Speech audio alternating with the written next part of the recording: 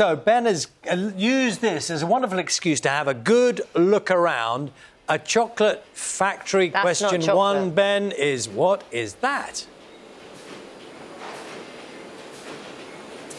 Well, here we are at perhaps one of the best assignments I've ever been sent on, Charlie and Naga, and we're at the Whittaker's Chocolate Factory in Skipton. This is one of the most popular products. You might not recognise it at this stage. This is the start of the chocolate peppermint fondant production line. The blocks, the smell coming off this peppermint fondant, 12 kilos each one of those. Let me talk you through the process, because Roland is about to put it into the boiling kettle where that gets melted down. 80 degrees, it becomes nice and molten. It makes its way through the pipes where the whole process is overseen by Mick. Mick, sorry, can I just interrupt you for a moment? Yeah. How long have you worked here? 24 years. 24 years. Do you ever get sick of working with chocolate? Do you ever get bored of it? No, I don't get bored with it, but I just resist eating it. We've been around me all the time. I guess you learn to resist the temptation, but you must get to ask for free samples quite a bit. Yeah, all the time, but once you get them for once, everybody wants them, so you don't bother getting it. Of course. Mick, thank you very much. We'll let you carry on with your job. Let me just show you the rest of the process quickly for the peppermint fondants. It's one of their best sellers. It's portioned out into the moulds there by the hopper. It then comes out perfectly formed here, where it's all ready to go into the next bit of the process, because what do you need for chocolate peppermint fondants? Chocolate, of course. Have a look at this bit of the process here. Look at that delicious molten chocolate melted down and being poured over the chocolate as it makes its way along the production line there, along that belt, to where it gets packed into boxes, ready to go off to the shops for you, me, and everyone else to enjoy. And chocolate is a big business here in the UK. We spent something like £7 billion on the sweet stuff, on chocolate, in the last year. But it is getting more expensive because the ingredients have gone up in price. Cocoa has more than doubled in price since the start of last year. Sugar has also got more expensive, all of which means the sticker price that we pay for chocolate on the shelves has been rising at almost double the rate of other food and drink. So all of that means that companies like this, even the biggest players, Cadbury's, have had to increase their prices. Let's find out what it all means for the industry. We've got retail expert Catherine Shuttleworth with us here this morning.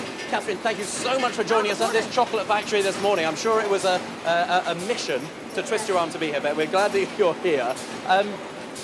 The industry, prices are going up. How resilient are consumers when they've got to be cutting back on other things? Can the industry survive that?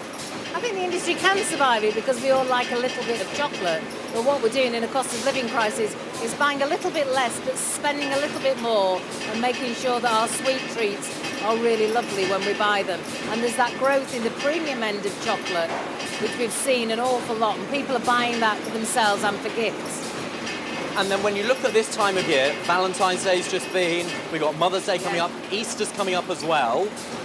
How important is that for confectionery retailers more generally? Oh, it's huge. They're the three biggest parts of the year for them, and they need to get good sales in.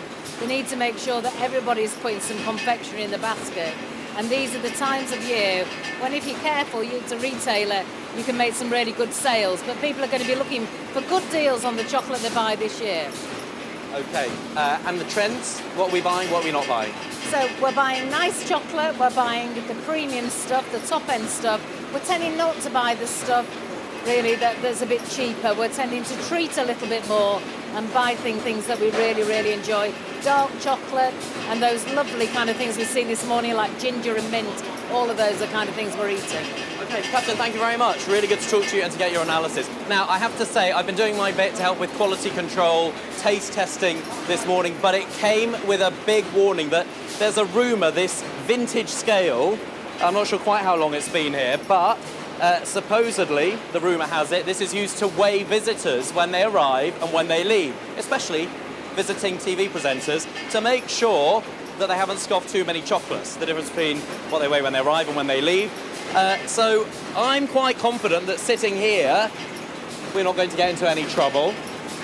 But right next to me is a whole box that needs to be tested. So I'm going to quietly get on. Oh gosh, that's a big one to pull out. I'm going to carry on doing my bit for the factory here. I've lost I've lost communication, so I have no idea what you're saying, Charlie and Naga. I'm trusting you to be kind. OK. Do you know what? Ben does this. He says he's lost communication, but he just wants to be left alone to eat his chocolate. Oh my, that whole box he's going to go for. I completely believe that he's going to go for that as well. I really do. And yes, Ben, we're staying on you, just watching you eat chocolate. It's delightful, sitting on scales whilst eating chocolate. We need the review, Ben. We'll give you a second to finish the mouthful. Don't talk with your mouth full, but we need the review of the chocolate you've just eaten. That was a big chocolate, wasn't it? You know, It's taken a long time. Could be some time. How long have we got? It's quite awkward. No, he's lost comms. He's lost communications, he said. It's great television, isn't it? No, stop it. Watching a No, man stop eat it. He with the can't- scales he back. This all cannot hear. feels wrong somehow. He cannot hear. Ben can't hear us. It's interesting, He's though, bravely because... chewing on. Stop it. We need to let go. Come off it.